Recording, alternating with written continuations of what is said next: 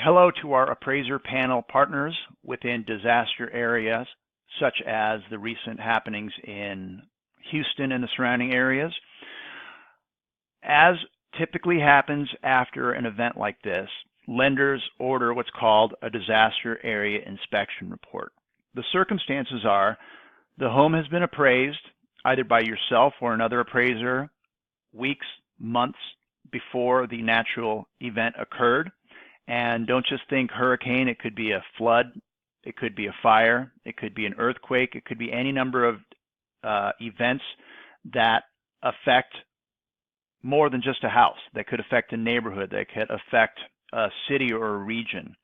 And so you might live in a giant county and there's a forest fire 300 miles away and you think, why am I being requested to do this? It's because it's triggered by the county or it's triggered by the state of the subject. And so the lender requires this to be done, and it's handled like a drive-by unless they ask you to do more. So you need a front photo, you need a street photo, and you make your observations. So you're going to go to the subject house, and I use wind total. If you use ACI or click forms, I'm sure there's a form that looks similar to this, if not the exact same.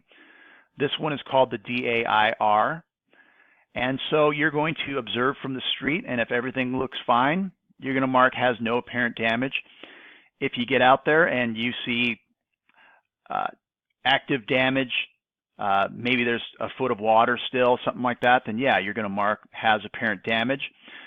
But say it's dry and everything looks fine, but you see water stains going up halfway up the side of the building, you might be suspicious and you might recommend additional inspection by somebody else. Then you're going to state here the nature of the damage to the subject is as follows. Well, there is none in this case, but you're going to say the subject does not appear to have been affected by the events of. You're going to name the event. You're going to put the date of the event. It doesn't have to be the exact date. You can put the month, and that should be fine. Down here, it's going to say talk about the neighborhood. And so as you drive up to the subject, you might notice that, hey, the whole neighborhood looks fine. Or maybe you notice that every house in the neighborhood looks damaged except for yours.